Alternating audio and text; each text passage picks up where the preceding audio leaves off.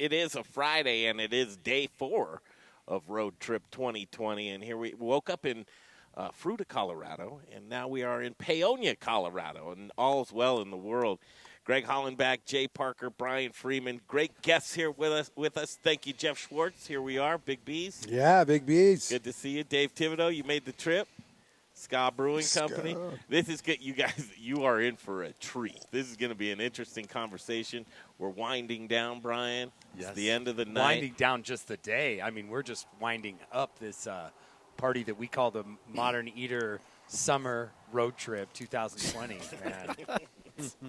Man, I can't. I'm sorry. I just can't. It changes every time Brian says it. It's the Lunar Road Trip 2020 outer space. Summer. It's the Modern Eater Summer Solstice 2020 road trip. Man, I have given it so many names. This road trip, but that's just classic, Brian. This is heading out of. Here we are. This is us coming to you, Jeff. All right. And we're Can you guess kind of where we're at right here, just by the land? Junction to Delta. Yep. Is exactly. It? Yeah, that's exactly where it is. Yeah, we're cruising. We're heading through there. Beautiful day, hot and dry. Kind of looks like an unsafe speed, really. Well, yeah, this is real time. You just blew by that big travel trailer. We're traveling this year. No, we don't have a trailer this year, Jeff. Oh, good. We're traveling, I guess, light and a diesel, right? Yeah, big Ram truck over here, 2,500 farm truck. So no camping in the rig. No. Well, Greg wanted to, and that's the hardest thing for him is he wanted us all to sleep in the cab or in the back together in the bed. He wanted a blow up mattress. He wanted to make it a special road trip this year. But this is day 4 dealing with this guy right here. I don't know where we say 3 of us out on the road, 2 coming back. Survival of the fittest at that point. Jay, favorite stop so far? This is always it, right? This is it.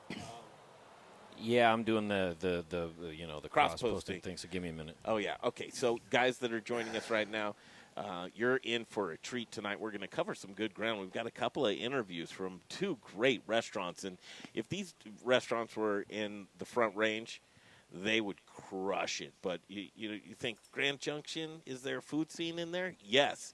626 on Rude. Was that the first time you've ever had radish tops?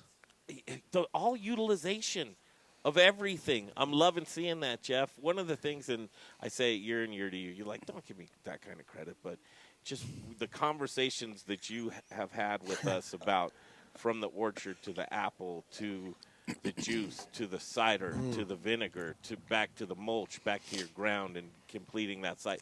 That is incredibly important to you, isn't it?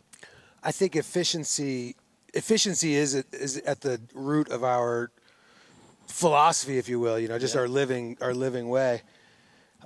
We talked earlier about camping happening here tonight around us and all this, and I think this whole idea of bringing as many people into sleep, bringing an extra 100 people in and to have time here is efficient use of the land and efficient use of the crops, and it feels good for us, Absolutely. Dave, and here's a little known fact. Dave, master gardener. Yeah. Certified. Did you know that? But did I know it? No. I'm looking at you as I said.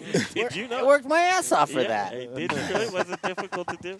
No, it wasn't that difficult. It wasn't that to difficult. do. You just got to be passionate about it, Yeah. And like Jeff's saying, it's I think the cyclical factor there and the synergy and bringing everything back around. It's so easy once you understand the concept, and that's what's cool about what you guys do and about this road trip and about a place like this and the orchards and camping. It's like you can take it. I mean, there's really no end to how you can think about it and actually take it. Like the people staying here and sleeping here and drinking your cider and your juice, and it's like there's a reason that it's all connected, and it makes a lot of sense. Absolutely. Heading out on these road trips, the people we met, Kaibab Sauvage yesterday in Palisade, Colorado, where a lot of his grapes, he's got a project going now, Sauvage Spectrum Winery. but most of his grapes from award-winning Colorado. Here's where we're at City Market today. In Delta. Yeah. In Delta. Most of the award-winning wines that come out of Colorado are from his grapes, and so the farmers and what you're learning, Hotchedules. the amount that we learned about vines yesterday was spectacular, and well, it's interesting, but it goes back to exactly what both of you were saying, Greg. And if you don't, or no, go ahead, Dave and Jeff were talking about is it's completing the full circle, and the way that he was growing his grapes. Very, very different. He was using a specific Austrian trellis that not a lot of farmers are using anymore because it's more intensive. But the way it is it produces a better for him the way he's growing his grapes. And you know, not a region known for grapes. Obviously. Yeah, and really looking at, because one of the things that I guess I came to the understanding of yesterday and with these guys is Colorado, the grapes that we were growing weren't because of this is what the great grape that grows here in Colorado that is for a great wine. It was just, it sounds like for more hobbyists that were buying vineyards at the time winemaking became something.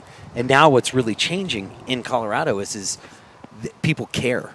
And that's what we learned about yesterday is that now these new, it's a younger generation. It's, you know, like the guy that we were with yesterday was, he's the new guard, you know, he's in his early 40s. In a vineyard situation? In a vineyard situation. And he'd been doing it his whole life and been trained by people that you know, like the Cox family, the Clark family.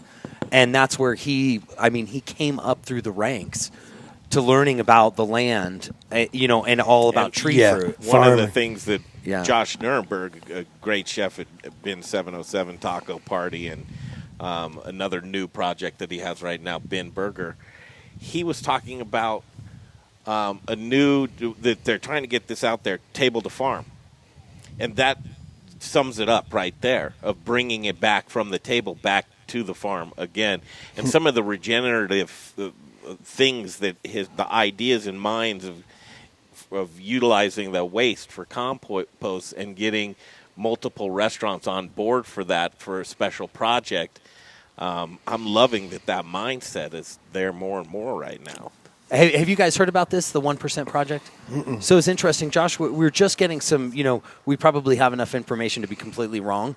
But I really want to study up on it. What it was, is it was this concept of that restaurants give back 1% of their revenue, of their revenue, and then that 1% goes to providing compost for farms. And because one of the things that, as we know, a lot of conventional farmers don't necessarily work on soil health because they let the nutrients come from, you know, liquid, and so.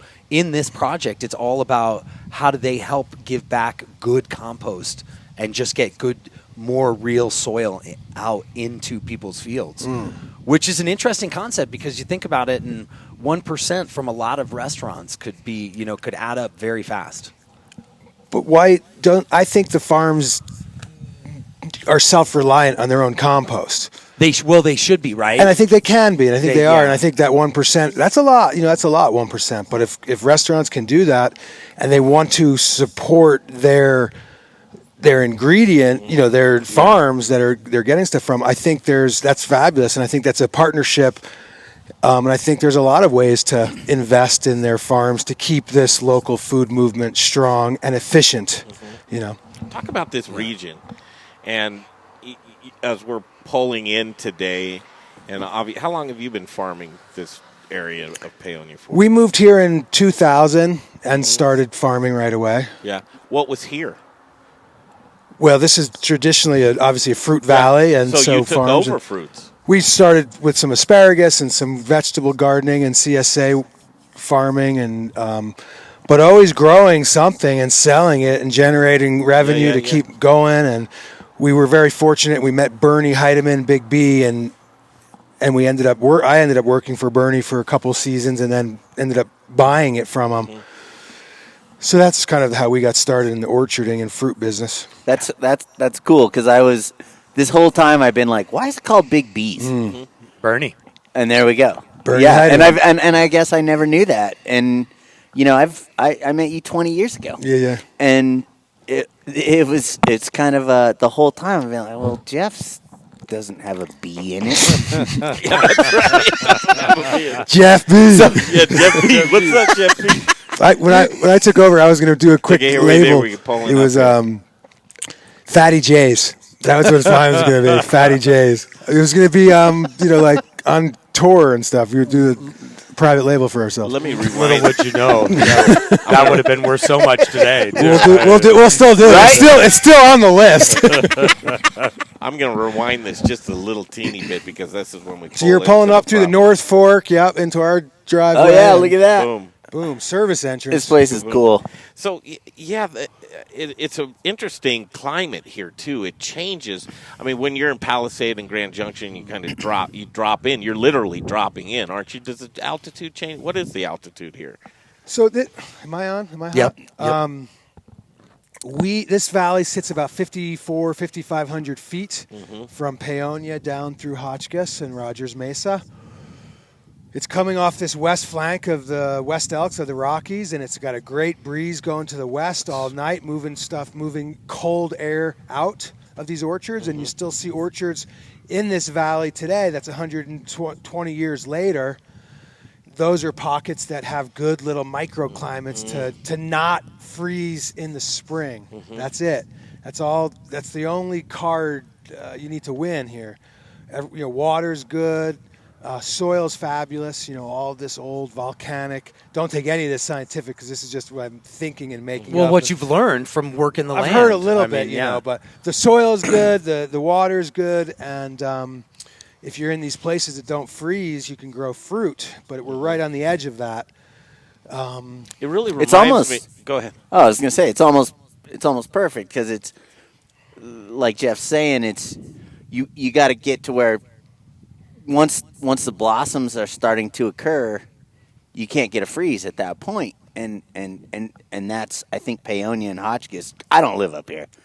I do have a business in Palisade, but it's like Palisade gets fruit every year, and 1 in 40 they don't have fruit. Yeah, Palisade. God bless you. Paonia, where we're at right here, we're like they're 1 in 40. We're 1 in 6. Yeah. 1 in 3. I would say though a different soil from eating, long time eating the fruit and trying to be non-biased. It's a different soil, different terroir in the fruit, especially like the peach. Because Palisade will tell you best peach ever comes from there. Mm-hmm. This area, Black Canyon, someone like Wayne Talmadge. Gosh, remember his peaches? Good peaches.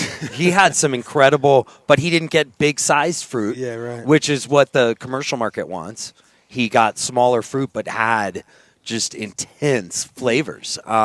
This area reminds me of the kind of the Salida, Buena Vista area, but it's softer. It's a little bit better temperate climate.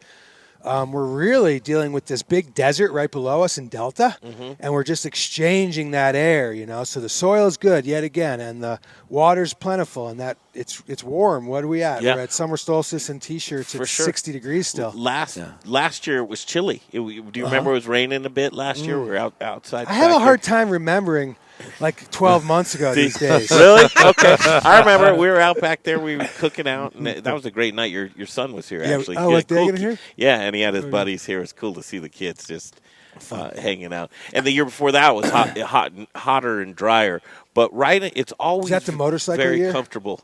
Yeah. When I ripped through with the motorcycle 2 years ago? Yeah. I would say if we could, I'm not going to take it, but I think the kids that you mentioned, Dagan, everyone's kids, I think if the kids have helped us be so motivated to go as deep as we can with these projects and make it as real as we can possibly because we're with them. That's we're awesome. showing them, Well, right. You're their stewards.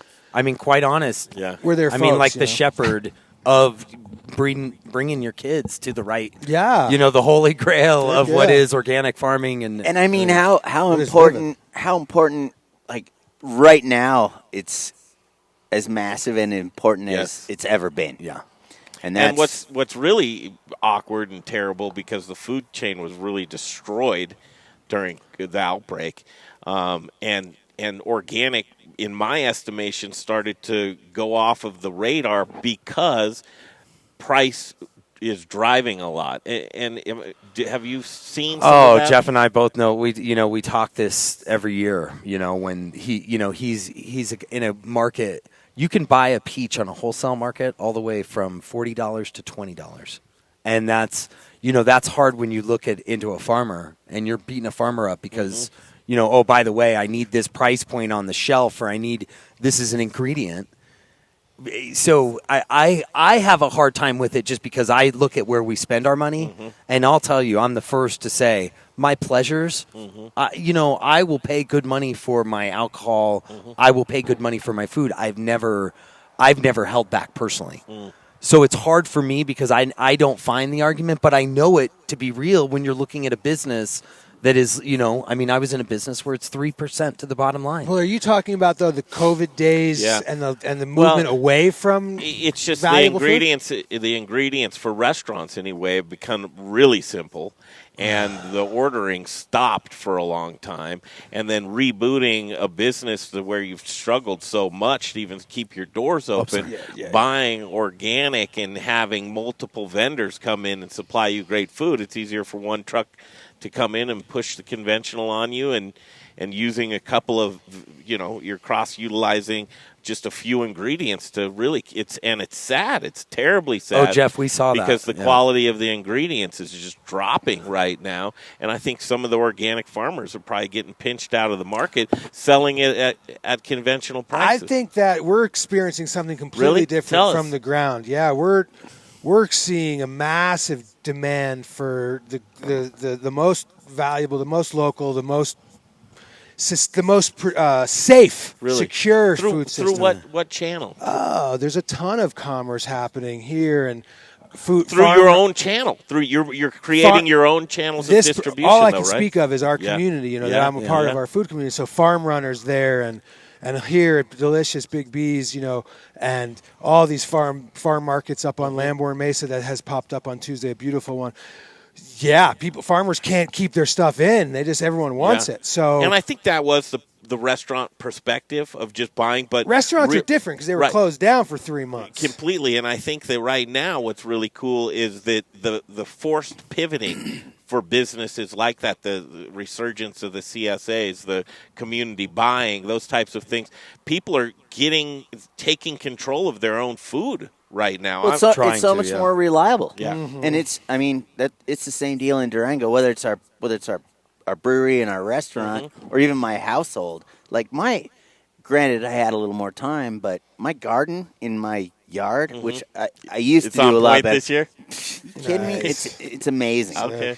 And I used to have that, and I've always missed it, and now I've got it back, even though I'm right in the middle of town. Oh. But from the restaurant side, like our local, and it's not just us, it's every restaurant in Durango, is they understand how important, maybe for the first time for some of those restaurants, that's fantastic, that local supply chain really is. Yeah. And I think, that's one of the blessings in disguise about this whole pandemic and disasters. Here's a question for both of you, Jeff and Dave.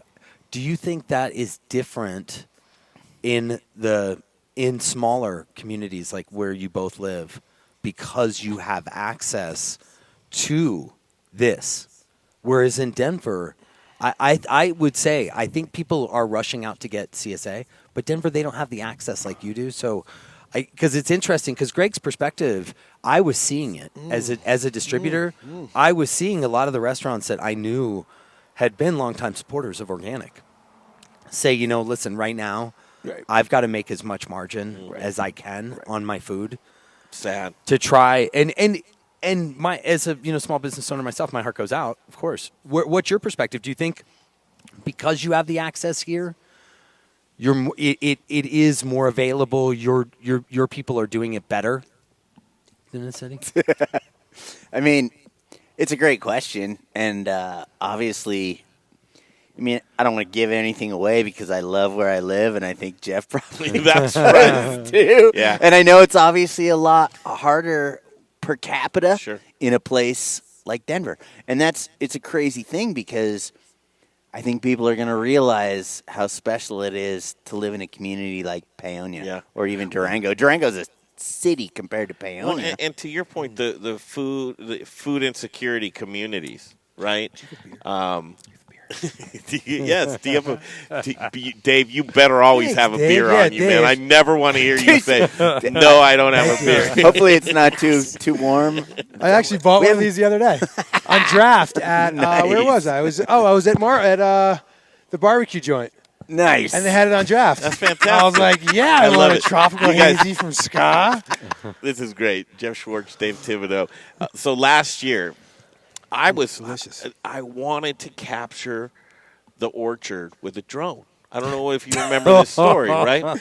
So I did the maiden voyage. Wait, therapy time. Are we starting the clock? And I brought it over, and it met that tree on the highway. I remember that. And I sat out there like a little kid, man, trying to. I just looked at it up in the tree, and it stared back down to me. I remember that. Right? So like Charlie Brown's kite.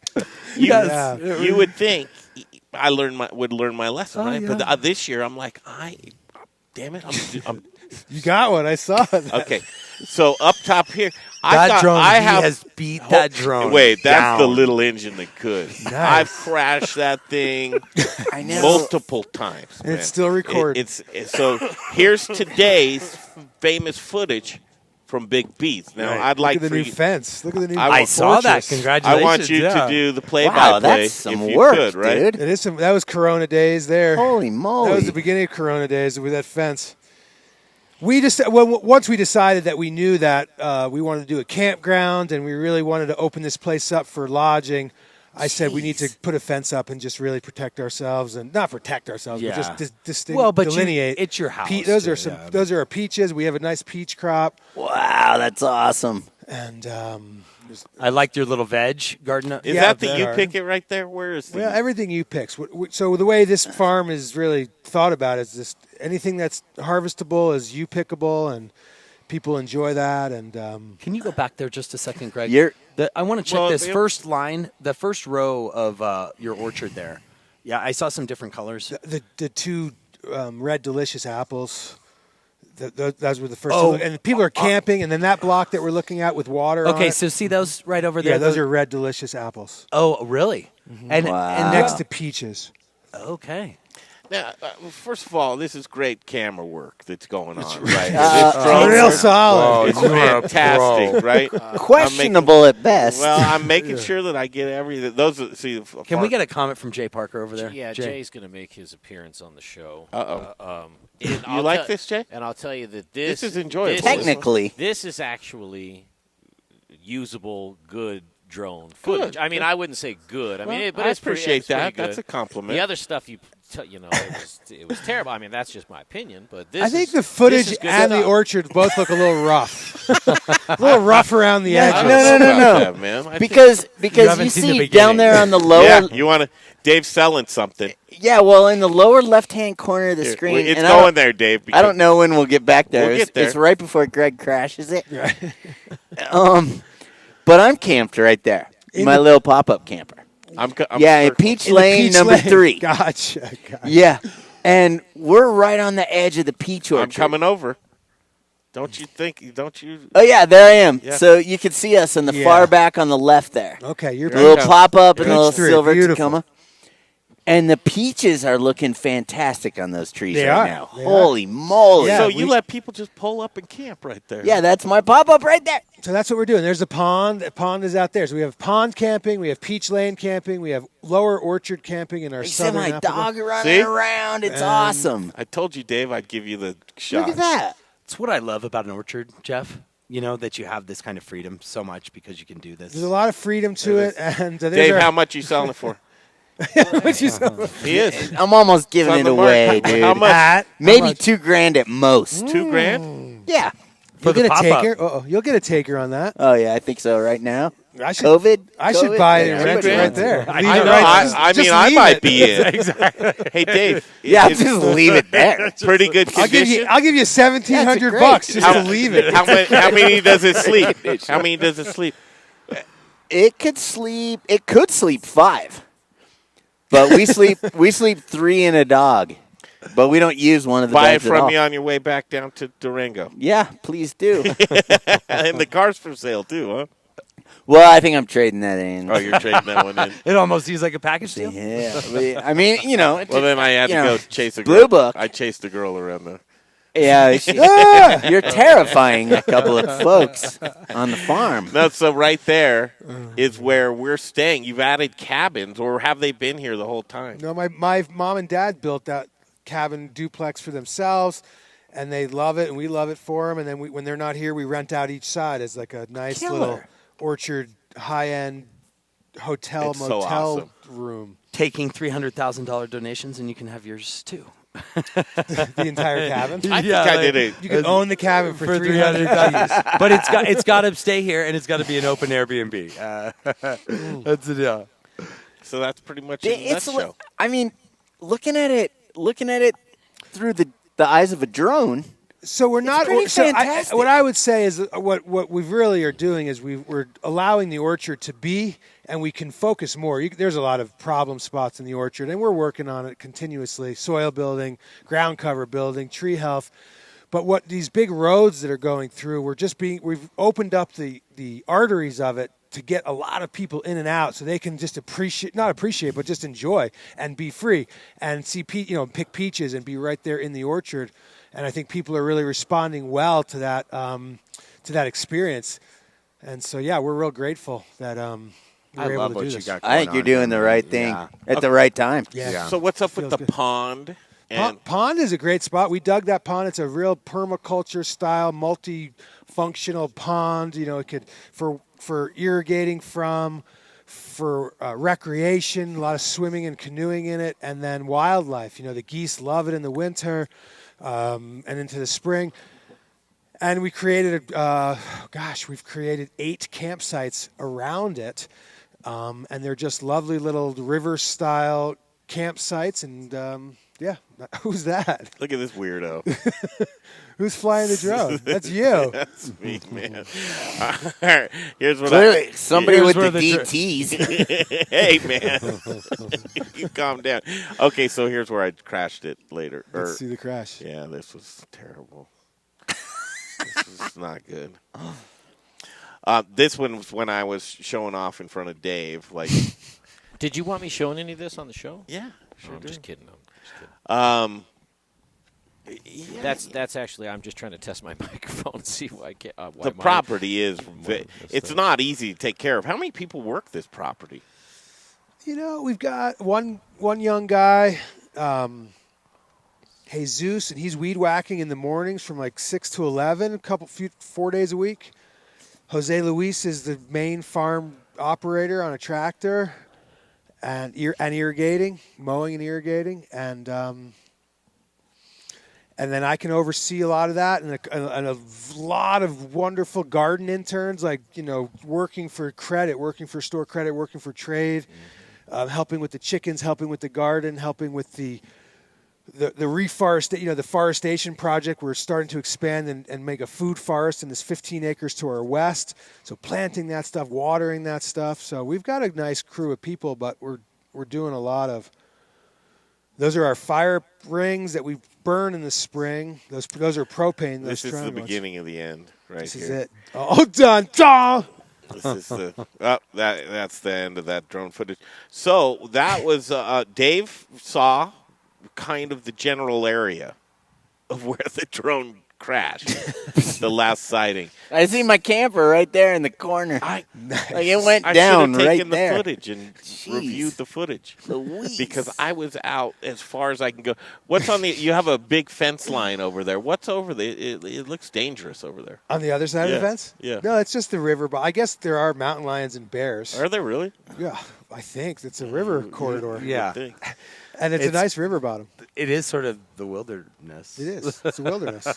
Of course there's mountain lions and bears. Well, I mean, Oh, my. yeah. Are those city cats?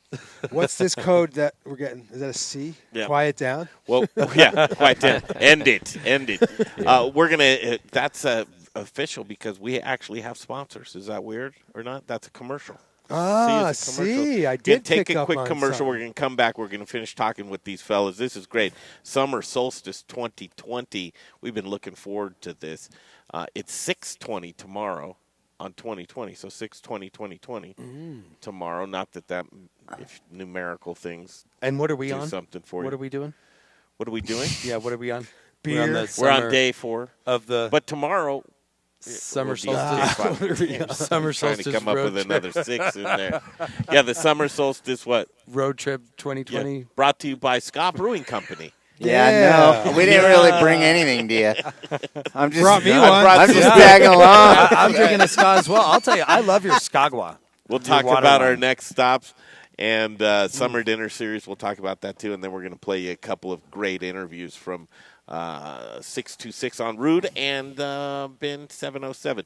Here's a commercial break. Please support our sponsors. Hey guys, Chris Johnson here, owner of Rome Sausage, your hyper-local source for all things sausage awesomeness. My family is proud to carry on the fine traditions of Rome's founder, Jerry Rome, by producing a variety of amazing sausage in small batches with an eye on quality, not quantity. Every batch is made here in the great state of Colorado by hand mixing spices, utilizing lean cuts of pork to make an outstanding product. Sourcing ingredients and materials locally, we are committed to supporting local vendors, chefs, restaurants, and the entire Colorado food scene. Getting hungry yet? Brats, Italian, breakfast, hot Polish, green chili, chicken apple, and the world's best chorizo. You can source all of our sausage through a variety of food service distributors. If your distributor doesn't carry it, call us. We'll come direct. You want a custom item? We'll do that too. Samples, and of course, sausage jokes, can be had by contacting me directly at chris@romesausage.com or by phone at 303-296-7663. The modern eater loves Rome sausage, and I know you will too. Hey, Zach Ryder here, Colorado Mills Sunflower Products out of Lamar, Colorado. Your only local source, grown from a local crop to produce a local oil for local chefs. You can find it at Shamrock Foods, What Chefs Want, Seattle Fish Company. Let me try it one more time, then we'll see. Hey, restaurants, we're glad you're reopening. From Colorado Mills Sunflower Oil, we'll see you soon. First, we partner with the best farmers in the world, and then we tell them, we will take it all. Process whole spices daily, blend custom spices to order, keep it fresh, safe, and flavorful, all so that you can get back to doing what you do best. So whether you're a restaurant, a food manufacturer, or an at-home cook, be sure to visit The Spice Guy at www.thespiceguyco.com. Hey guys, with Modern Eater, this is Rich O'Brien with Elevation Food Service Reps. I'm here with one of our sales newly appointed hospitality specialist, Kalina Hilliard, and we're here in our showroom, and we've got our bar set up, we've got a lot of time. Come see us, come see what we've got, and Kalina can help you guys out in the world of hospitality with anything. Take a little journey into the 38th Avenue kitchen just to see what's going on in here, and as I come in here, I'm noticing, Howard, what are you doing? Nothing. Show me, what are you doing? Nothing. Nothing? Look at this beautiful equipment in here. Look at this beautiful... Chefs, restaurateurs, anybody that has anything to do with food service, come on over. We'd love to help you with menu development, love to show you everything about equipment, and maybe we'll even have a few pops. Hi, everybody. It's Chef Carrie Baird at Rose's here in Boulder. I'm the first chef this year, the Summer Dinner Series. It's July 7th. We always sell out, so get your tickets early. You can get them at summerdinnerseries.com. This year, I'm pairing with Field of Forks, some old friends of mine that I can't wait to have some beautiful produce and cook together. So please be there. Buy your tickets. Do them early. Like I said, we always sell out, and I'll see you real soon. Thanks. How's that? Oh, we're having a good time in Paonia, Colorado, as it's the eve of the summer solstice, the longest day of the year. My favorite day of the year. Bring everybody on there. Tomorrow is. Yes. Yeah, tomorrow, summer solstice. Last year we camped and we said, hey, we're bringing a couple more people this year. We're going to try and get Dave Thibodeau. We followed through. Delivered. Here's our promise. You did we it. brought a gift. Nice. Cheers. Cheers. Cheers. Cheers. to all Summer of us. solstice 2020. Totally. It's a big It moment, is a actually. big deal. Jay. We need light right now, you know? There's a lot of we need this long day. We need to see that there's light, Yeah. There's always going to be the cycle. We're going to get to darkness again, but there's big light, in the moments. So, I give a lot of prayers because there's a lot of people who need to feel the light right now. So, to the solstice. I'm with you, brother. Jeff. Yeah. Cheers. Man, I know. I'll just let Jeff rock He preaches, and roll. doesn't he? No, that's not a preach. That was just like a Well, it's your crazy sermon, times, brother. good It's times. you are It's an one of these ode. people who are so passionate. What you care about is so important to so many people, and they don't even know. They don't know. They don't I mean, even realize. well, it's that whole thing about in life. I think there's so much. Actually, most of what life is what we don't know that we don't know. I mean, if you think about the truth to that. You're confusing me, Brian. That's right. Hey, what you don't know about life will live your life not knowing you didn't know about it. You know where I'm coming from. Oh, man, there's a great opportunity to show that to beer. talk about the Colorado weed industry. It's an interesting conversation. It is. Have it. To go at it. What's interesting? I don't know. It's a fun one. No, you lead. What's the beer? The beer? Jeff's got one? Brand new release. This isn't even, I don't even think it's for sale yet, really. Maybe. Get out a little of here. bit. No, we just canned it a In couple the days ago. cans. Yeah, in the cans. Yeah, Tropical Hazy. Hold it up to new this Hazy camera right IPA.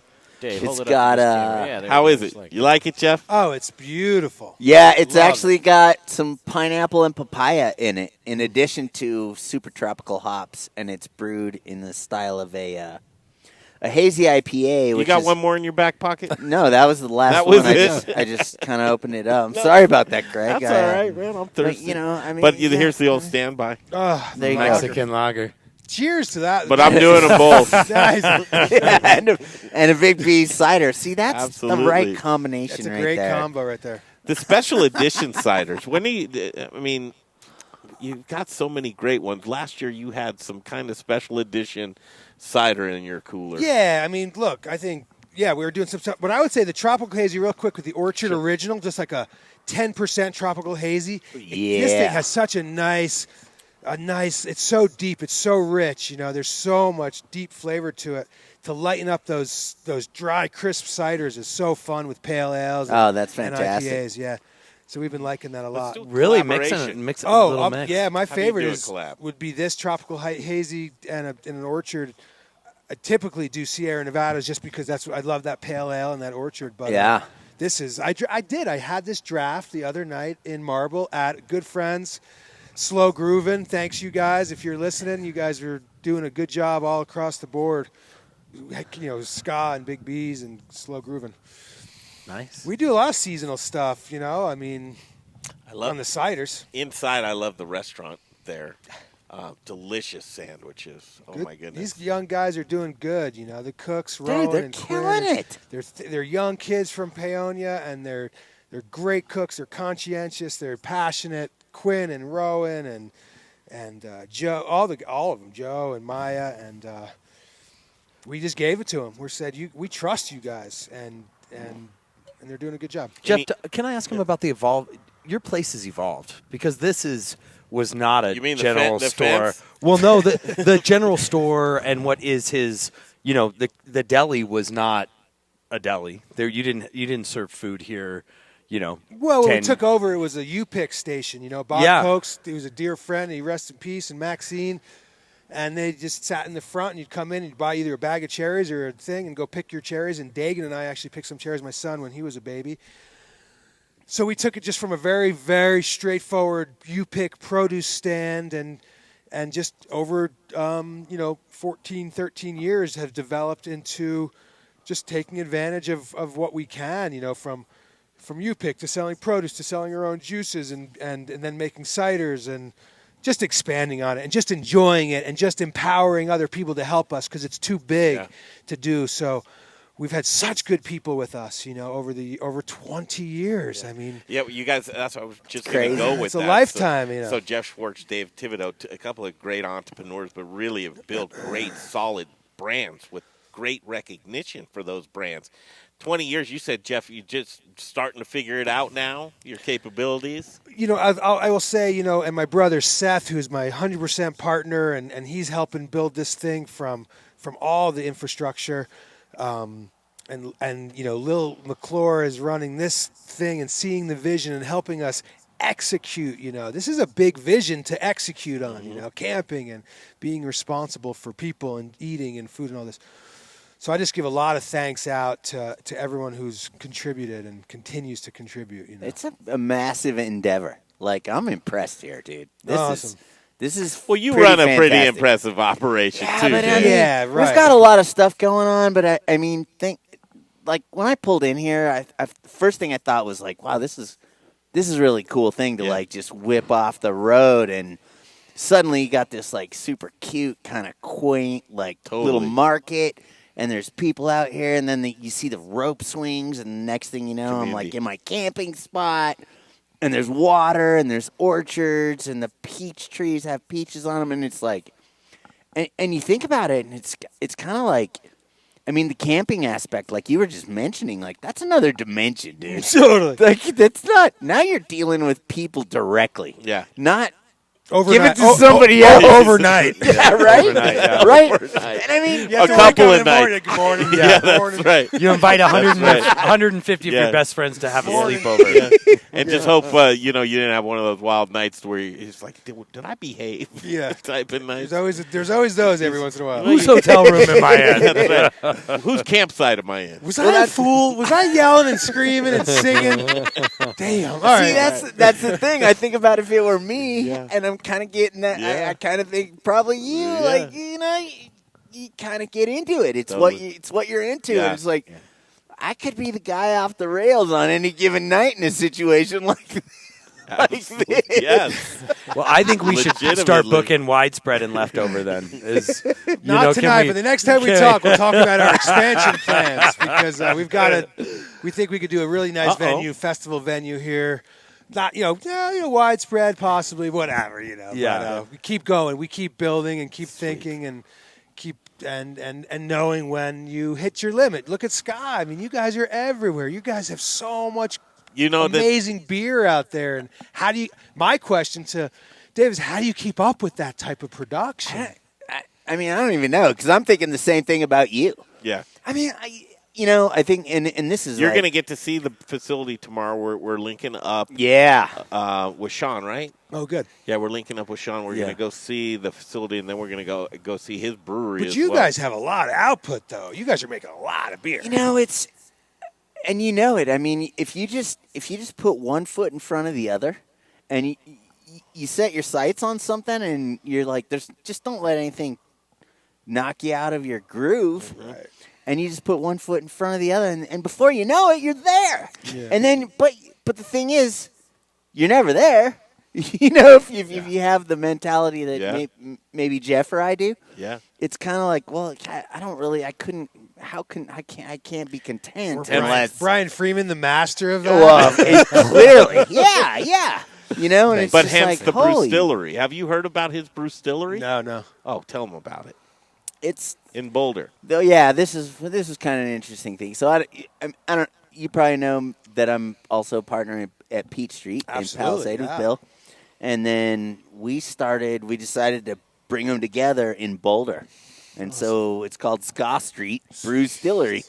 Yeah, as a retail, as a bar. Yeah, full on big restaurant, like a 300 plus grand seat opening. restaurant. Open 1 hour. Hour and 11 minutes on that Friday the 13th. Yeah, well, Friday the 13th was our soft opening. Monday the 16th was the night Governor Polis shut all the restaurants down, and that was the night we opened. So we were open for an hour and 11 minutes. Oh, my God. Yeah. And we've since restarted, but we have a distillery and a brewery inside the building. Such a great concept. I know, and it was, who knows what the future holds, but it was it's gonna be good. You're doing to go though, right? Or no?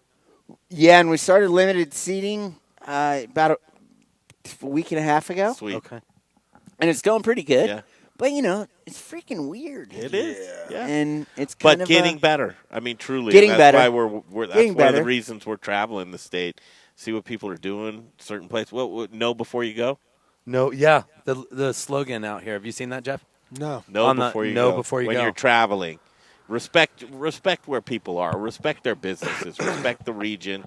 What those folks are into and how they're conducting themselves. Just make sure you're a good steward. Well, like we were saying, every place is different and everyone has a different expectation right now. And so just go with it and be respectful of wherever you happen to land. And that's a good lesson, like before, like pre-COVID, like when you travel, like that's the culture that you should be emulating and being respectful of, not your own. Totally, for sure. We're learning a lot from these days. This pandemic, this corona days, I mean, I think the civilization, the society, the world has learned a lot of good lessons, efficiency and respect. And well, it's interesting that you say that because we've been using the analogy of pruning the tree right now, and with businesses, bringing your business back into where if you're weak in this branch and you need to reel it all back in, you got to keep the trunk nice and healthy. And I think a lot of people have been pruning that tree, that business tree. It is scary though, because sometimes some branches I worry for some of the smaller local people, that some of the smaller local people might not be able to make it through, and that's my only concern. I totally agree with you though. I mean, there was a time, and we what do you talked do about that? I mean, they as entrepreneurs. That's the deal, dude. We call it capitalism, and that's what it is. No, so, that's their learning lesson, right? I think. Not their learning lesson per se, because but we have to be empathetic and sympathetic. But in order to survive, this is like a hurricane, a tornado, a drought, a pandemic. It's all a natural occurring event. And as businesses, as organisms, as organizations, we have to be either prepared to deal with it and get through it, or not, or no judgment either way. What you got, Jeff?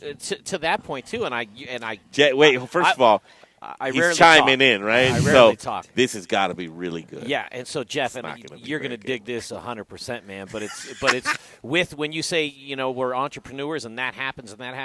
All I think about is that these unfortunate small businesses that do cave during these terrible times. The other entrepreneurs coming up that have now an opportunity to get into this restaurant that had to close down, and they can do their thing right with somebody else is like, man, that sucks. But you got a new young entrepreneur that's going to open up another small business and add to the community, and it's like the circle of life in the business world of your apples going all directly full circle. It's like same thing with a restaurant where it just comes back around and gets new blood and revitalizes. I think you're right, dude. It Oh, I'm right. I think. Okay, never mind. Yeah, forget you, man. No, in all honesty, like you should learn from this moment. Yeah, and everybody should. And as entrepreneurs, we should. And I'm getting old. I'm 52 years old now, and I don't for one moment think that there's not somebody much brighter than me on my ass. And if this is their opportunity to shine. So be it, because the bar. You can't ever stop raising the bar, and I mean from every angle, whether it's sustainability or environmental concerns or quality or whatever it might be, or just compassion. That's exactly what I was thinking. Right? Yeah. It's like, man, let the next more compassionate person than myself move into that slot and. If they knock me out, they knock me out. Cycle of life. It's almost like farming, right? But, this is the time. Like, I should learn something now, and maybe I can hold that off, and I can sustain till I'm retired or whatever it might be. But maybe not. Maybe I'm a dickhead, and I lose that. And somebody that's more thoughtful and more mindful and thinking more about the holistic picture of everything. Steps in and fills my shoes. And for that, I can hardly be upset. You should be grateful that that's progress. Yeah. And, I don't know. I've got hope because of all of this. There's opportunity here. Yeah. And I'm hopeful about it. And I think I'm a survivor. I think I'm a conscientious individual. And I think I care about a lot. and I hope I make it through it. Yeah, you know, I think most people are, and no, Ska's going to make it. Real quick, Sure. Ska's going to make it through it because Ska has put out quality for 20 years or more, 25 years, consistently, and always has been there. And, thank you, Jeff. And the lager and this. I mean, and when we create a value proposition, the beer is good, the beer is strong, the brand is healthy, it's family, it will always survive, and that's what we've seen in this. And you guys are doing the same thing right now. Like, you guys are making moves that feel good to people. They're strong. They're strength. These brands, these companies are truly strong. Yeah. So I didn't mean to cut you off. No, but I please. did want to make that point real clear. Yeah. And our good friends, and I don't know what the deal is, but like our good friends at Odell and New Belgium and all these guys, and in the juice world and the food world, there's so many conscientious, compassionate, creative, entrepreneurial, lucky-ass people that have done a really nice job. And we're really blessed and fortunate to be living in the thick of it, in Colorado right now in 2020.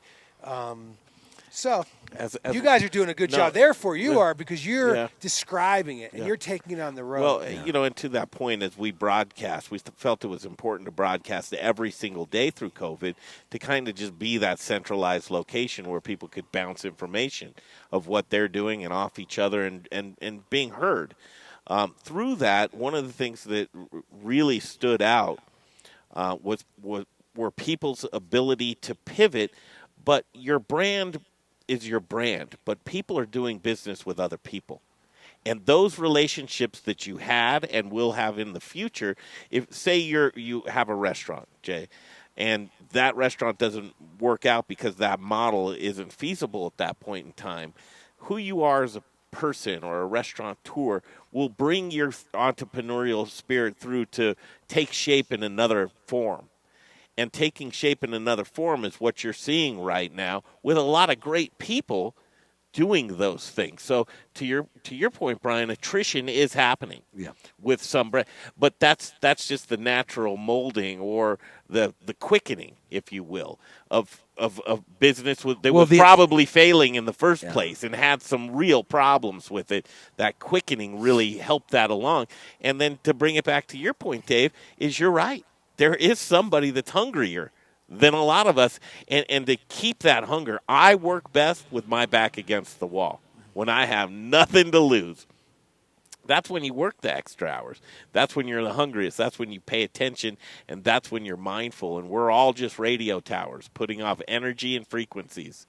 And if you're working in turmoil, you'll stifle your creativity. And the people that took the time and day and age that we're living in and embraced it and really felt those things and started to shine within themselves are the people that are seeing opportunity open up that's bountiful and endless. And a lot of times that opportunity is an inch away from your nose. You just can't see it.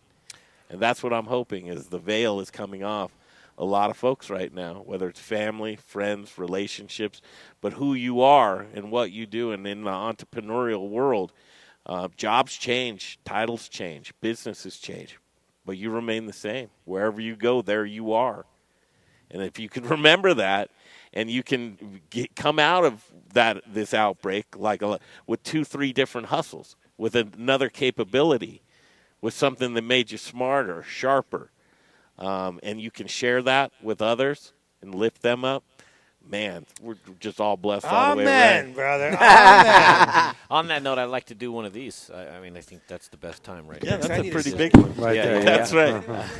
I'm good, thank you. I'd take a cider, please. Oh, cider? Yeah, please. Yeah, you're if you got cider, you know Jeff, where to I'm get in. one. All right, well, let me do this. So we're live from Big B's Delicious Orchard, and Jeff's going to get some beers, so listen to our sponsors. Hey, guys, it's Rebecca Berry with Hotschedules powered by Fourth here. And you know what they say. If you can't take the heat, then you should get out of the kitchen. But with Hotschedules powered by Fourth, we want you in the kitchen while we put out those fires. With Hotschedules, we help to mitigate risk with HR, payroll, and tax compliance solutions so you can continue to put those plates on the table for your guests. Today's a big day. We're reopening, so call me. Rebecca.berry@fourth.com. That's Rebecca.berry@fourth.com. With Hot Schedules by Fourth, we've got you covered. Hey, Modern Eater family. This is Dave Thibodeau from the Scott Street Brew Distillery. Every year, the Modern Eater crew hits the road and they make a trip around Colorado visiting farmers and chefs and all things agriculture related. And I think this year I'm going to tag along for a little bit. They've made it to Durango the last couple of years, and I've had a great time with them, and we visited some of our local farms. And I think I'm going to have to join them in Paonia, Montrose, through Durango for a couple of nights, maybe over to Westcliff, Crestone, Monte Vista. I'm not sure yet. We'll see what happens and how it plays out. And if you want to find out, follow them on their social media, and they'll keep the updates running. And I hope to see you guys soon, and hopefully at the distillery or our brewery or the brew distillery. But stay tuned to the Modern Eater, all their social media channels, and we'll see you on the road. Stay safe out there. Hey, Modern Eater fans, I'm Don Trobo with the Annex by Ardent Mills, and I just wanted to give you a heads up about some of the great things we've got going on locally in the state. We're headquartered right here, and we're working with farmers in the San Luis Valley to bring you amazing Colorado quinoa. It's just like the South American stuff, but grown locally. We've got transitional wheat flour that's grown by farmers in Colorado and surrounding states who are in the process of turning their fields into organic. So we're taking that transitional wheat and turning it into flour, and now it's available for you to cook and bake with. And last but not least, we're now cleaning grain berries in Denver. So things like spelt or wheat berries or pearl barley, those are things that we're now doing right here locally and are available to you. Can't wait to share it with you. Hey there, Barbecue All-Star. This is your year, so what if you weren't drafted? The only draft you need to be worried about is actually spelled D-R-A-U-G-H-T, and it's adult for the word beer. It's barbecue season, baby. Now get out there and grill your ass off. Hi, everybody. It's Chef Carrie Baird at Rose's here in Boulder. I'm the first chef this year, the Summer Dinner Series. It's July 7th. We always sell out, so get your tickets early. You can get them at summerdinnerseries.com. This year I'm pairing with Field to Fork, some old friends of mine that I can't wait to have some beautiful produce and cook together. So please be there. Buy your tickets, do them early. Like I said, we always sell out, and I'll see you real soon. Thanks. How's that? Okay, welcome back. We're sitting here enjoying a delicious cider now. Big B's in Paonia. Dave. Great friends. These guys are can't become stop the fast conversation. friends. I love it. I love it. You guys think you'll keep up with each other? After Yes. we exchange some information? What are we talking? I'm confused. Talking about you oh guys. my God, that fast cider's friends. good. Holy crap, that cider's good. This Yeah, is good. I'm really happy to reconnect with Dave and go to Durango and hang out in the Butte and just connect on this level, because I love Davey. I love the distiller, dear friend. All you guys are just family, so it's really nice to reconnect. That's cool. We're here until absolutely. We leave Sunday morning. Kind of, we'll pull out Sunday probably around 10. Come to Crested Butte, and then Dave's going on we've got the leg. We're heading down to his land. So come to Crested Butte, do a freaking cool interview through the market. It's a a great that roots farmer's market is something else. And then you go right down to Gunnison and go back to where you need to go. Well, it's we were going to head to Cortez on Sunday night. Yeah. You think we can do that? Of course. Come over Kebler, come through in the morning. I think that's probably going to happen. And then go to Montrose and then do your Cortez run. Perfect. Yeah. Okay. We'd love to have you. Done and It's done. a great farmer's market. I love it. It's a pretty COVID fun. farmer's market, but it's been very naturalized and selling a ton of produce and a lot of support. And Talk it's about great. it. Yeah, what's going on? Well, farmers market started 3 weeks ago. You know, we've done the Crested Butte Farmers Market every Sunday for about 12 years, my family, and it's been a wonderful community and market to be a part of. COVID, third market, a little socially distanced, a little bit different, but banging, Sales, what would you say? Sales flat, down, up? Flat sounds so negative. Depressing. Great. Yeah. No, Depressed? Yeah, well, no, it's, flat's the new black. Yeah. I forgot or that. whatever.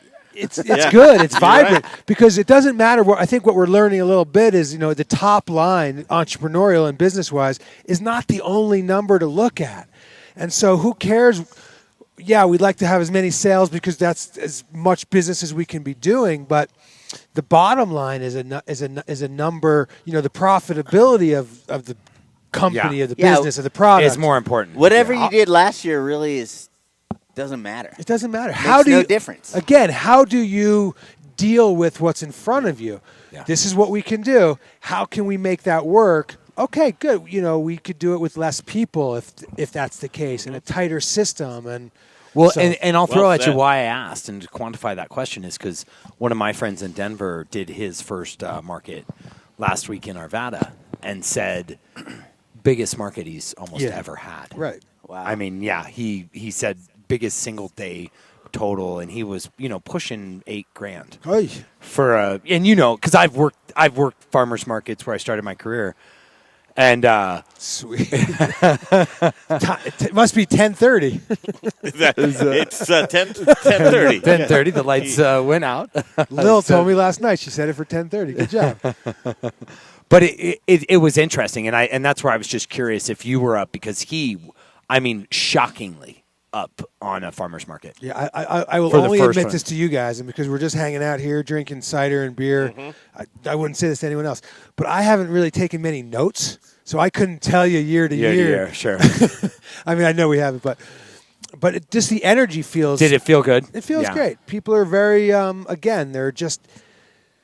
It's the uprising, not the uprising, but it's the renewal and the value of these markets, the value of good beer, the value of good food, the value of a farmer's market. It's ancient, it's timeless, and we've lost no value of these institutions and these concepts. If anything, it's increased. It's increased. Yeah. Well, what you saw today here, Dave, wasn't that incredible? I don't know if you saw what was going on at your place today, but I was like, wow, this is great to see that people are getting out. They're not afraid, and they want to get that sense of community back together again. I mean, the kids playing with other kids, and I mean, it just felt like a really friendly environment at your place here. Yeah, good. I'm glad that's the case, and we're real grateful for that. And I think we've created a nice, easy, peaceful space for people to truly relax, and so. But yeah, no, people are out, and we're outside, so we're being conscientious. We're thoughtful, and it's crowded, but it's socially distant. And you saw a lot of masks. Yeah. Well, you saw a lot of everything, though. Yeah. I mean, what I would tell you, what I saw the most that made the biggest impression on me was happy people. Happy people. Because I think that we're for the most part, people have been afraid. I have been afraid. Where is the new social norm? Can I hug a friend? We stopped by the city market. I saw Yul Culbertson. Your what hurts? Easy now. What happened? But Yul, I haven't seen this guy in 15 years. And to be in a store with a mask, and all of a sudden you're like, is that? Oh my gosh! But just the friends. I mean, we had Linda, the founder of Titulia, was in. Yeah, I don't know if you knew that. I mean, I introduced you to her. But great. I mean, you created We're about to community head down here. to Durango here we'll be there Monday, right? So we're going to join you. This is a little recap of last year's Durango when we were down there. Yeah. And Dave, this is Scott Brewing Company right here, obviously, but we had Ryan Evans from Bruce Beers with us.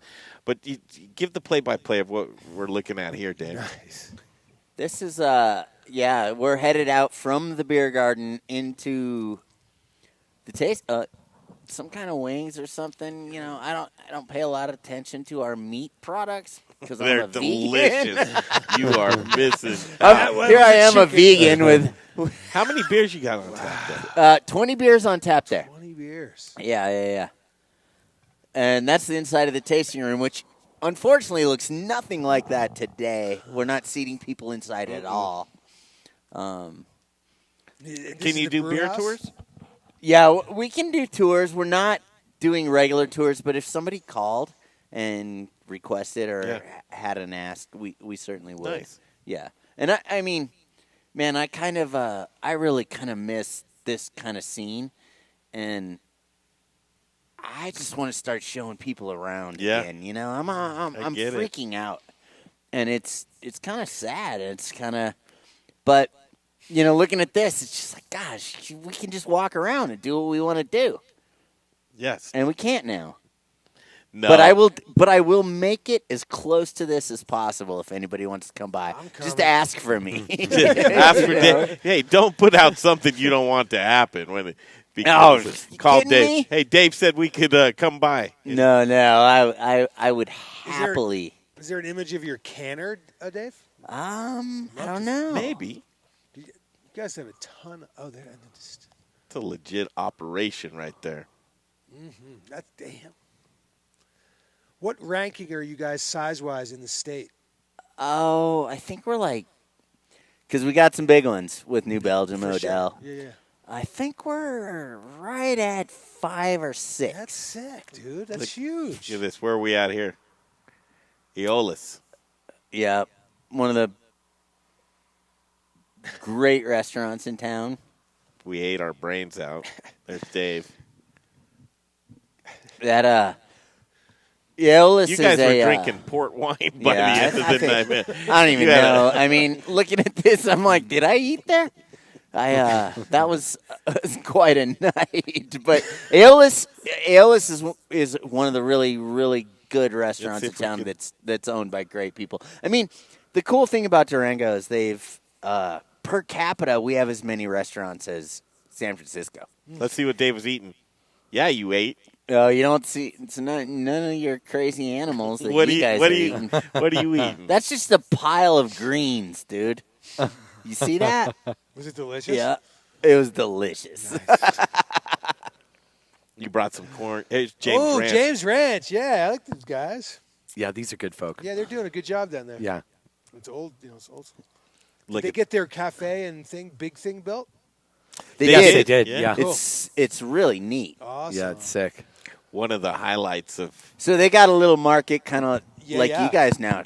With it, it's because they're making their own fantastic. butter. They're making. They were doing a few. What's cool about things, yeah, James cheese and Ranch is butter. they've been there forever. And when Tracy and I started this, we always had a wheel of their Belford. Oh, We perfect. always sold it. And then they started coming to us and being like, "Hey, we want to do retail. What can we do?" So it was us and James Ranch have had a nice relationship. Yeah. They had an interesting family thing going on over there to where a lot of family members, I guess, with a piece of the puzzle there. Yeah. And doing a lot of different facets from gardening, dairy, meat. Yeah. But they don't let any one family person live on the property. No family members live on the property? Well, yeah. Well, just because there were so many family members that all are partners now on the ranch to keep the ranch alive and in the family. It's probably to keep that So one family member away, you know. that one Greg Guaranteed. Hollenback character. That one. That's like right. you got that Greg Hollenback character. It's like say, shut this place down. Yeah, you know that's what? right. It doesn't take a lot to poison the well. If he lives here, I'm not gonna do it. He put a drone through my kid's window last time. That's right. On purpose. And bruised my wife's forehead. And I just broke another chair. Watch this. What? You always No way. You always do the craziest Oh stuff, my man. God, that was amazing. Holy that was so insane. Did you get that, Jay? That could not have been more perfect. Yeah, it was on a split screen, but I got it, you know. Here he goes. Here, I'll show Dave. You guys can watch it again. Okay. Dave, look over there. He actually says. Watch. Here it comes. Here it comes. Here it comes. There it is. Great. That's You great. called it. That's the funny part. Is the microphone? Are you, hey, are you okay? I think this bruising will be all right. But Oh my God! so we're looking at still at James. That's a nice part of the mountain they live on too. What I wanted to go to, and this was probably one of the hit videos when we were. Here's that mushroom plate. You like mushrooms? This is South in River Montrose. Aquaponics. Sick. What's that shooting out of the thing? They do a mist to keep humidity mist in those mushroom rooms. It's really cool. That's in Montrose. This is right before we went to visit you here. But, Jeff, I don't know if you remember it or not, but you came back with a truck full of apple mulch. Oh, yeah, that we dumped it. What happened? Like the truck broke down or something, remember? And then I dared you. I was like, dude, can you climb? You had it dumped. Yeah, And I I said, remember can that. you climb to the top of that thing? I did. He said, oh, you bet your ass I still can. I didn't say that. I probably just said, you betcha. They're Storm King Storm Distillery. King. Where are they? In Montrose. In Montrose, yeah. Whoa, what are they making? Some good. They had a few different. I don't think their whiskey was ready then. I think it was maturing. They were just serving gin and vodka. Yummo. Brian must have been psyched. Yeah, but we did get to taste some stuff. Here we go. Here's the apples. This is good stuff. This is from last year? Yeah. Did I fall down? Or what? Yes, Something it did. happened, yeah. When we did Wow. Look at this pile apple. That's a good pumice shot. Heck Cake. yeah. Cake. Ooh, new Carhartts. Day one. Look at those. Brand new. Same pair. You haven't taken them off. They got a little softer. Slippery as hell in there. Oh, I did have a trailer. Oh, that was Frederick's trailer. That's funny. We don't usually have that many apples. What the heck was this all about? Summertime, I guess. Anyway. This time last year. Yeah, well, this was all your, really, I think it was just, Jeff, mostly mulch. Yeah, but we must have been pressing. Look, clean shaven, same antics. I know. Well, yeah. You do look a little rougher this year. Scruffy. It's Corona days. It's just the way it That's why I goes. let it go. All right, here we go. What You're going to dump it. is that? And with Fredericks. Oh, and the Dodge. We didn't have the 40. Fronk. That's a great shot, That's a Jay. great Wow, shot. how is it a Here it dump? is. Oh yeah. Nice. Oh gosh. He makes it to the top, too. Oh, sure he does. I hope you're doing How that does he just get to slide down for fun. Yeah, that's what I'm talking about. Great landing. What you can't tell from that video, because I remember this specifically. There's the he chrysalis. turned around and his backside was soaked in that apple. We're going to – there's Sean. Yeah. We're going to go – And now this is a friend of yours right here. Sean is someone who Sean's our head cider maker, yeah. Yep. Who's dear friend. Makes this awesome cider we're drinking right now, and he also has his own beer project. Really nice sour beer project. Super nice. Yeah, super custom, super delicious. Right in downtown Paonia. Him, Frederick, and Adam. Good team. That'll be a good day. Tomorrow we're going to go visit Toby McPartland, the pig farmer in Hotchkiss. He's fabulous. We're going to go to Storm Cellars? Storm Cellars. Great wine. We're going to go to Chrysalis. Yep. We're going to go to Berg Harvest. Uh-huh. Awesome cherries. We're going to go to. Are we going to go to Mesa Wind? Potentially. I definitely, yeah. I'd like to call them. I think. And see, because they've got new owners, but we've got another one. We're going to be back here cooking dinner tomorrow night. Yeah, on the longest day of the year. It's gonna be great. Yeah. Where are we cooking? Out by the pond? Can we? We no, can do you there. won't have us in the fence. We absolutely could do it at the Dome, but I think maybe we should cook out at the pond. Real big fire and community cooking, whatever. No, we can come up which with is that great, tomorrow. but unfortunately, we need to be around Wi-Fi. So we can do this. Okay, thing. well, Dome it is. Okay, Dome it is. Dome it is. Are we going to call it the compound now? Though you have a Dome. You have a fence. The dome. I know. It's just a fence. It's the Dome. It was funny. I was thinking about that song "Fences" when we were or signs. I guess putting up signs and fences. signs everywhere. Signs fucking up our scenery and blowing our minds. Yeah. Who was that? That was Tesla. Tesla. No, yeah, you're right. Really? But who originally? Yeah, it was who did old. Signs. Yeah, That signs. I don't know. I don't do I like think I real know music trivia. I know the covers and some of those things. Damn it! Tesla. I knew that. Blind Melon. No, and I used to be a DJ on 103.5 The Fox. That's classic rock at its finest. That's Signs. Signs Yeah, everywhere. Signs. Damn it. We'll figure it out. Anyway, tomorrow, big, busy day. Today, we had a great day, but a couple of restaurants. This Josh Nuremberg, and you guys can stick around and watch this, but we're going to play this if you want. You can get off headset, whatever. But just to give you an idea, Josh, you can get all of our videos and follow along with us on Facebook or YouTube. Our Instagram stories are great. It's just kind of a behind-the-scenes look at the shenanigans that me, Brian, and Jay are up to. And adding you to this tomorrow, we're going to add a lot of great content as well, and drone footage is going to be killer. Oh, you're You're in charge of the drone footage. Hey, do me a favor, Greg, before you intro this video while we're talking. Just start playing it. I want to just make sure I can get it, Yeah, you bet. Okay, we're good. So all right, let's play it. You want to do it? Yeah, Josh Nuremberg. Yeah. I'm coming. Hey, you got to catch up with Chef, right? Chef Josh Nuremberg. Slope. What's happening, man? Oh, sorry. Guys, nothing. How are y'all? Well, we're good. Got to see you. We're going to be heading down the road to Paonia here this afternoon, but we got to get some tacos and catch up with you. A lot of cool new stuff going on. Yeah. First of all, dining room, there's a couple people in here. Yeah, we got dining room open last week. We're up to 4 whole tables, so we're just cranking now. Looking good. Being a little facetious, but, it's better than 0. It's nice to have life back in here, but right? we've got life, we've got music, we've got people outside. It's nice. We're finally, back in business a little bit. Feels good. Lots of ground to cover, right, Brian? Oh my gosh, yeah. You've got the 3rd restaurant coming. We're going to announce that today. You're a man of the hour. This is happening. You didn't know. A tour of Ben Burger here in about 5 minutes. Nice.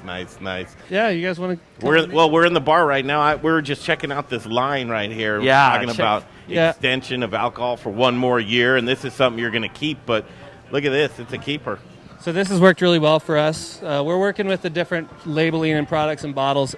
I can't tell you, anybody that has tried to look into this can commiserate with me that the bottles in the country are just gone.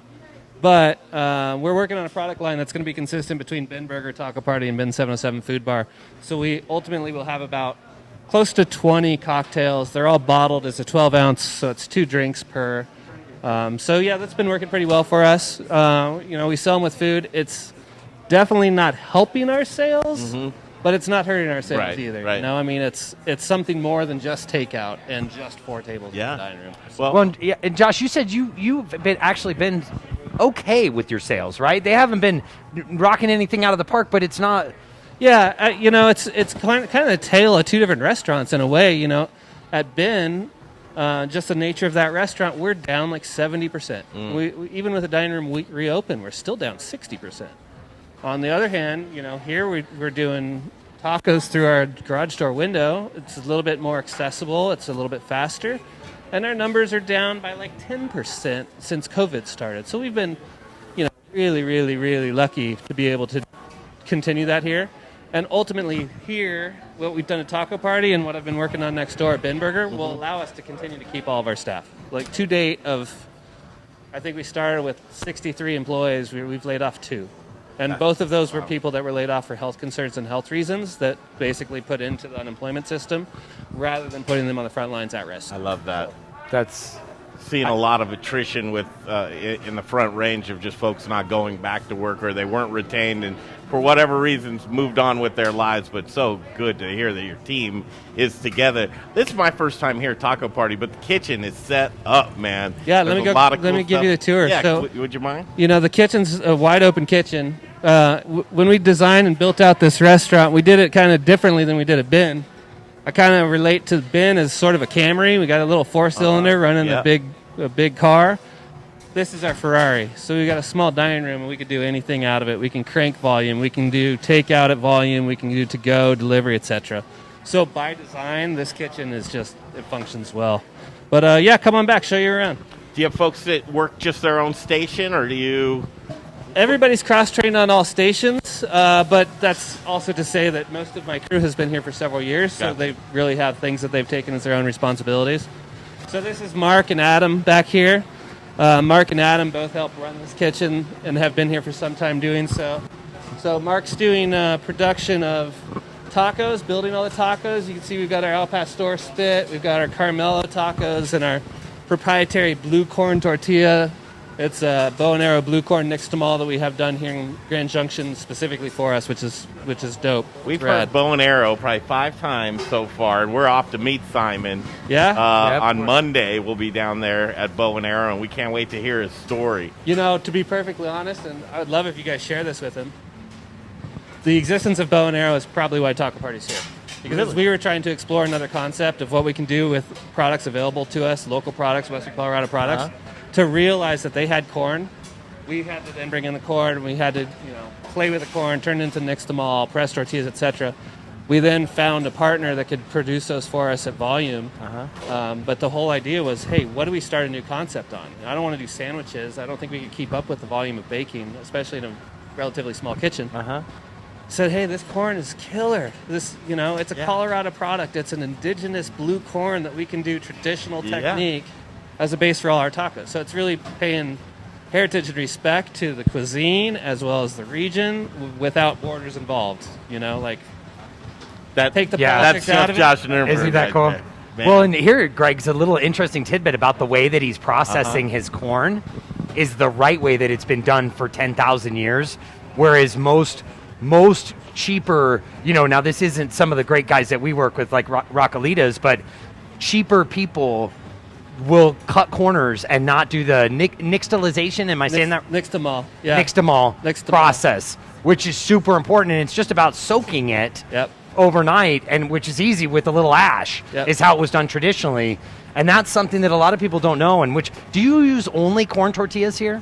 We're doing two different tortillas. We're doing a caramello, which is a Sonoran style tortilla that's actually out of Kansas City.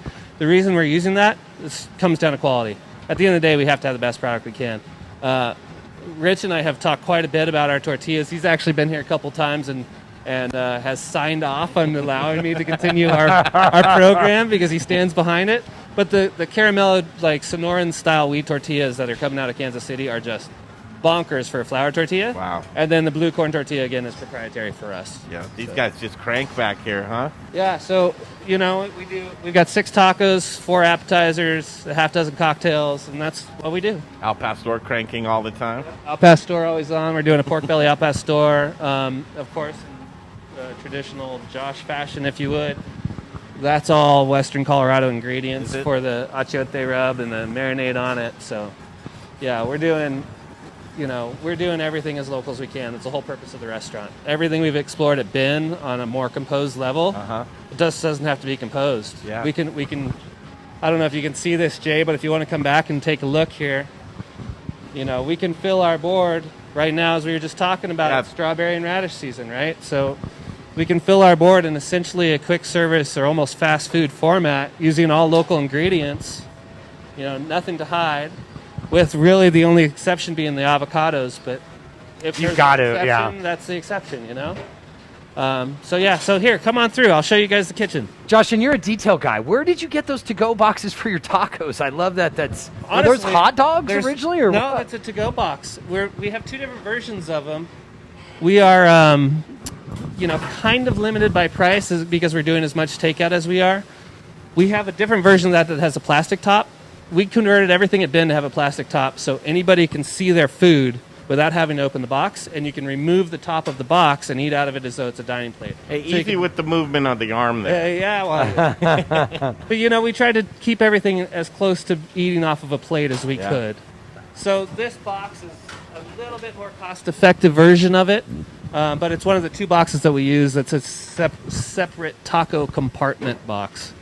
Like I said, we don't do the starch, the rice and beans. We just crank tacos and guac and a couple of apps, and that's it. So it works really well. Details, man. Yeah. Details, Josh. All of the details. I love it, man. So, come on back. So we are, as I mentioned, production-wise, I've got our coolers here, our production here. We've got all of our herbs right here. We do gastrique instead of citrus, so we use local fruit and local cider vinegar to make gastriques to use in the guac and to use in the food instead of using citrus, just to keep it a little bit more local. So it's a big part of the flavor profile that we try to hit. You guys know I got Blaine's tomatoes here. I'm always going to have Blaine's tomatoes. If they're in season, I've got them. So we got some hibiscus for the bar program and some tomatoes from Blaine. Look at those beauts. Wow. And then come on over. I'll show you guys Bin Burger. Bin Burger. This is so exciting, man. Didn't we have a great restaurateur tell us, Greg, one time that what are the 3 main things that every real restaurant? It's tacos, burgers, and what was that last one, Greg? Tacos, pizza. Yep, he was right. like, these are your 3. If you're going to have a restaurant, you got to do something like this. I had this when I was a kid. Well, I'm going to take this off. if the Hot Tomato didn't exist, we'd be in the pizza business as well. But with the Hot Tomato in Western Colorado, there's no reason for us to want to do anything. To do it. But this was in your mind, and we'll continue here. But hot tomato, you hear it around this region here. What is it about them that sticks out for you? It's a community driver. It's the way they operate their business. It's Western Colorado wouldn't be what it is without outdoor recreation, and outdoor recreation wouldn't be what it is without Hot Tomato as the hub. Mm-hmm. So, really, one of your favorite forms of recreation, right that's here. That's right. I'm still working on trying to get a skate park built here. I'm on a 10-year mission, but at least I can promote it through Where'd you restaurants. get these decks? I collect. We've got. Well, I also make some. Here's some taco party decks. That's sick. I should take a picture and share my old pal Peralta deck that I it. have, man. Every time anyone sees it, they're like, "Oh my gosh, this is an antique." So this was dinner party. So this was a 50-seat dining room. I gotcha. Needless to say, post-COVID times, it's not a necessity. Uh-huh. Jay, come this way with me. So what we've done here is to rebuild the dining room. I'm getting you as close to the door. Go back that way.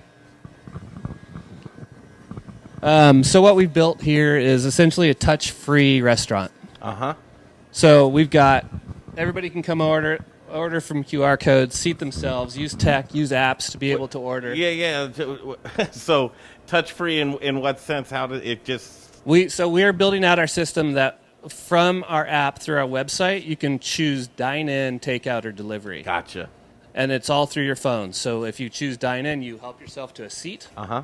You take out your phone, you order. When your order's up, you're notified on your phone, you come and pick it up. Perfect. Our water is all touch-free. Everything's set up touch-free. So actually both sides will be set up completely touch-free. You're building a business exactly on the model of right now. This is what we've got to do to be able to, continue to operate. Well, the ingenuity of we're in these times, it's crazy. And what a great chef is thinking about doing is how am I going to stay progressive, stay with the times, do something that is going to be part of the future. You're, Josh, all over it. Well, you've got to. Yeah. You don't have any other choice, Yeah. Part of you hopes that that's not the future. I mean, I don't know. Is there an intimacy factor that's missing? We're not taking out traditional service. We're just adding to it. Yeah. So we're just adding options. And Josh, share with everyone right now, because you said something that was profound to me, and I've shared it with a bunch of other chefs, and that's the fact is you said, Brian, we have 3 things to offer, and I'll let you take it from there. Well, and honestly, it's the part that's the most difficult as an operator, right? That's honestly what I get the most choked up about is talking about what our product is, and our product is ambiance and experience. And right now, we don't have ambiance or experience. I have 4 tables. We're barely in the ambiance and experience. We can provide food. We can do a statement with our food. We can have the best wine list cocktails in the world. But the restaurants should be an escape. They should be someplace fun, and the ambiance should be unique to the restaurant. It should be a special place. We can't do that right now. Mm-hmm. So we're just trying to find new ways to be able to do that, to make people comfortable, to allow them to come into our space so we can host them, take care of them, feed them, and ultimately just provide something unlike they'd be able to experience anywhere else. I don't care where it is. We just want to do what we do, not copy, not take, just showcase where we are and what we do. So many chefs should listen to that and learn from this guy right here. Truly, an inspiration, Josh. Always, whenever I talk with you, I'm just like, wow, you do something that's powerful. Thank you. What's up with Ben 707? How are you easing back into it there? Well, so it's kind of a convoluted and it's a really long story, but ultimately, with the way the grant programs worked, we were able to receive PPP funding. Mm-hmm. It's no secret that I run crazy high labor costs, so our PPP funding was strong enough to be able to keep all of my utilities paid and all of my employees on throughout that entire time. We also applied for EIDL grants. We received an EIDL grant both here and there. So we turned that EIDL grant right into investment in the space. So the EIDL grant built out that dining room, and that EIDL grant remodeled the bin dining room. So I haven't posted anything on social, and honestly on social I've been quiet for about 3 weeks, just essentially building anticipation and getting past sort of a soft opening. but we've completely remodeled the inside of Ben. We've made it more formal. We've made the tables smaller and more intimate. Interesting. So yeah, we've got a space next door that I can do, a little bit more volume with our burger that was so successful at Ben, and we've created a more formal space at Ben that is totally ambiance and experience driven, even more so than it previously was. So you're kind of keeping the ribbon around it right now?